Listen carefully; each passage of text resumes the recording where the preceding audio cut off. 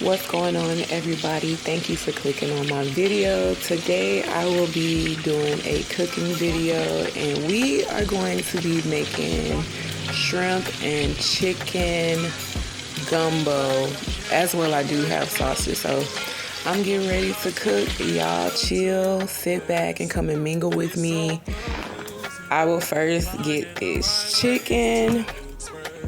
Then I'm gonna have these Texas Gulf shrimp. Make sure you do clean them. I'm also gonna have this Chapel Hill sausage, some dried shrimp, gumbo base. This is actually my first time using this one. Any other time I will try to make my roux.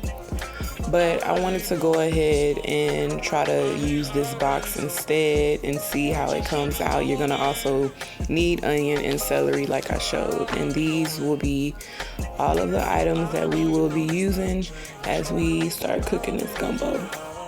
Now let's get into the seasonings that I will be using for the gumbo. I, of course, will be using the Tony's, some garlic powder, the Badia Complete, some black pepper, of course, cayenne pepper.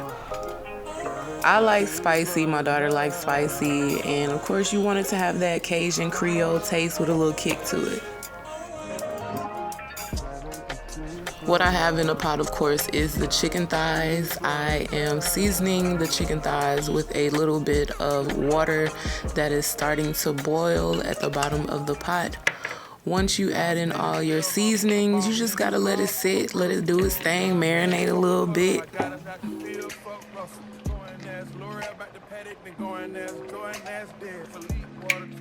Once you add in the bulk of your seasonings, you can go ahead and turn that fire up a little bit. You know what I'm saying? It's time to get everything popping and flowing. We making gumbo.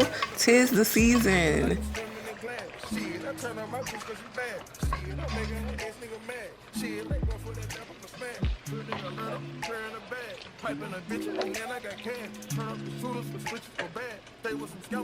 Alright, once you get your seasonings going and the fire started a little bit, you can go ahead and add in your garlic. I have some minced garlic here, so I'm just eyeballing it. You can put however much you want.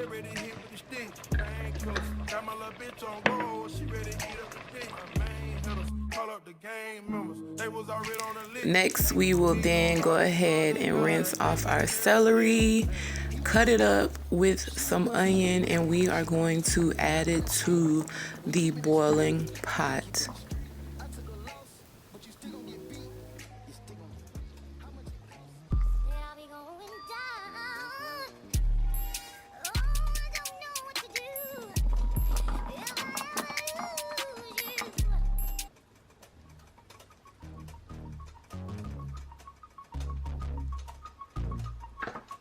All right, we have that all mixed in, and we are going to continue to let that boil, give it a nice little stir, let all the seasonings get in with the celery. I wish I had some bay leaves. They also add bay leaves to the gumbo, but I didn't have any.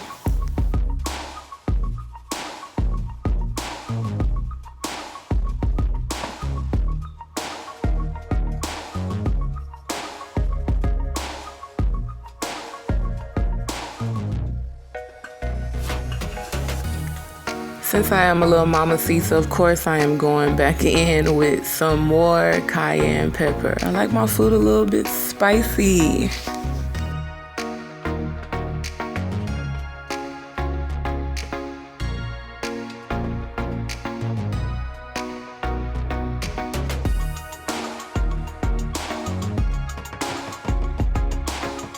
We just gonna let it keep boiling, doing its thing. And I know you guys know that with chicken thighs, it does break down in kind of like shredded pieces, so that will happen later on.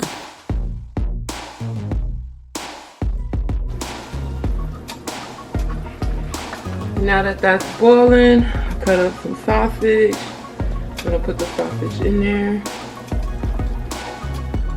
Some people do pan fry their sausage before putting it in a gumbo, but since we are in the early stages of kind of still making the roux, I feel as though the sausage will boil in the water.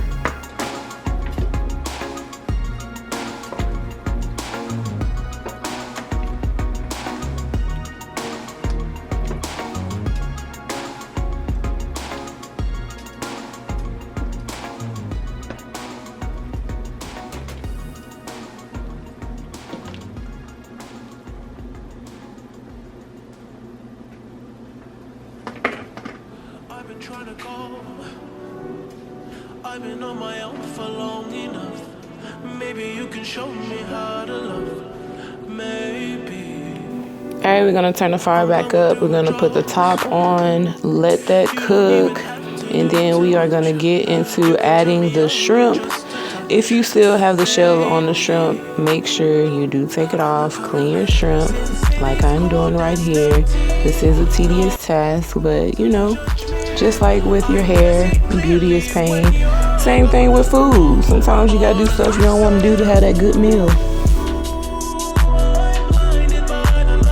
Since shrimp doesn't take long to cook, you can add that in last because you don't want to overcook your shrimp and it be too rubbery or mushy. Now that I have all the meats like Arby's, we're gonna go ahead and just let that cook. Gumbo is one of them things you just let it cook. We're gonna put the top on there and let that cook.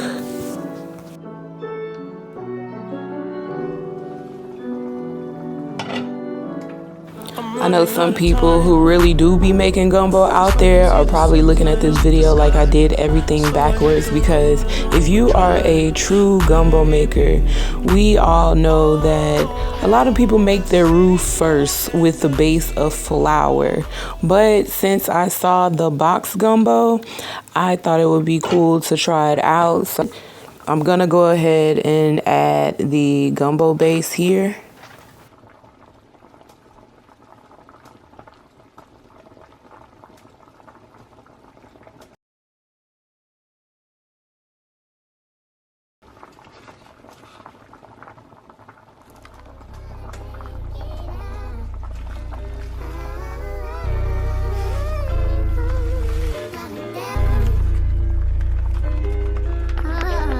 As soon as you do drop the gumbo base in, be sure to give it a good stir because the seasoning will kind of clump up on you and you don't want to have chunks of seasoning in your gumbo, so be sure to give it a good stir so it disperse throughout the pot.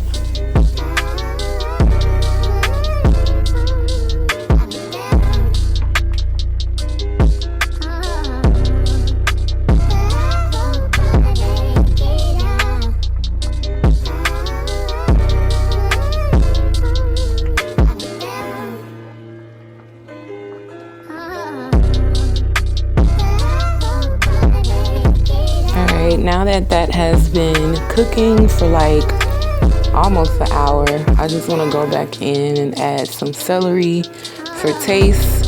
I believe I mentioned earlier that you can also add bay leaves in this, but when I was at the store they did not have any.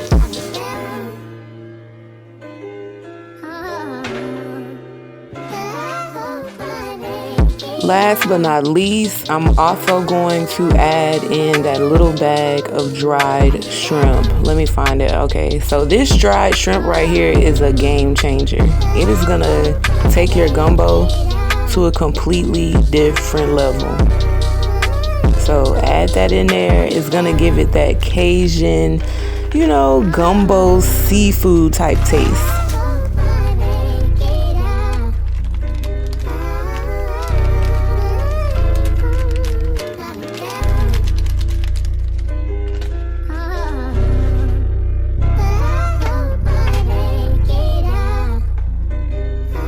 Alright, so we have everything in our pot. We are going to allow everything to continue to cook. And the gumbo will thicken up. You can add flour. I wouldn't add too much, but just let it rest, let it sit, let it boil, let it do its thing. It's gonna be good.